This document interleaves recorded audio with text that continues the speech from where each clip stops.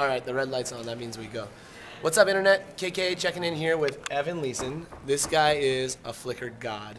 You probably know him as the ecstatist. Ecstaticist. Ecstaticist? Yeah. Can you spell that for us? Because it's not exactly. I'm going to try E-C-S-T-A-C-I-S-T.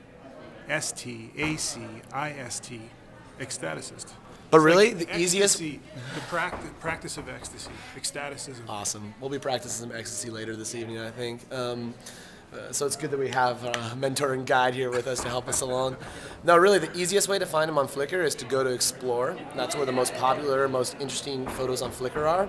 And then just look, because that will be his photo. He has essentially unlocked the matrix, hacked into the system, decoded the interestingness algorithm from within. And he's here today on my video blog to talk a little bit about how he does that.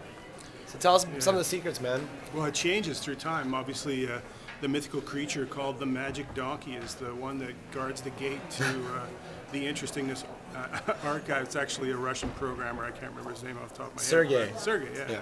He's the one that writes it, and it gets more and more complicated over time. And as people try to game it, they have to add extra stuff. Right, so let's talk about it, right? So it's a mix of how many people commented on your photo, how many people favorited your photo. Sure, yeah. There's something about how many groups it's been added to. Does it matter which groups it's been added to? Yeah, the group, basically they discourage people from adding to groups because there's so many groups out there that are designed specifically to try to generate a lot of fake comments, a lot of fake interest on your photo. Right now there's one that's private on Flickr that they haven't quite figured out yet called Explore Catchers. It's a private group, so it's not visible. So you stick your photo. Tons and tons of comments are pouring onto these photos, and so the top of Explore is full of all this stuff right now. And they haven't found this group yet, but artificially enhanced. Once they do find the group, they will essentially eliminate inclusion in that group from interestingness. They'll put something in there that'll basically add a penalty to anything that's in that group. How about some of the other kind of like hacks and tricks around that? I notice you often put links in your own photos to other places. The best thing to do is to build out a network, be really positive on other people's photos. Mainly, interestingness now is measured more by people that come to your blog as a follower. It's kind of more like Twitter in that way now. So as soon as you start hitting too many groups, it just penalizes you.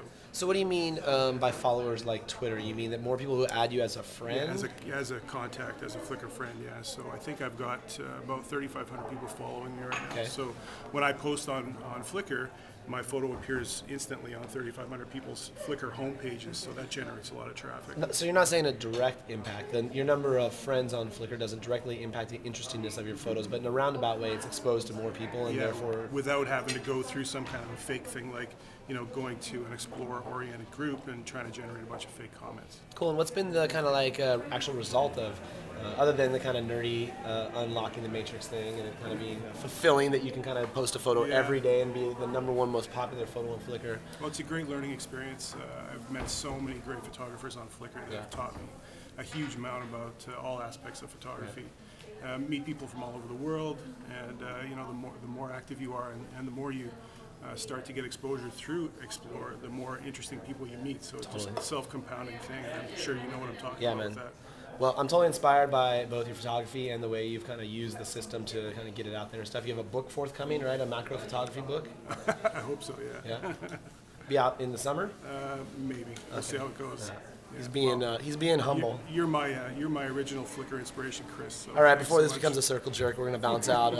KK, Evan Lesson, the ecstaticist. You got it. Ecstaticist, checking in from Whistler.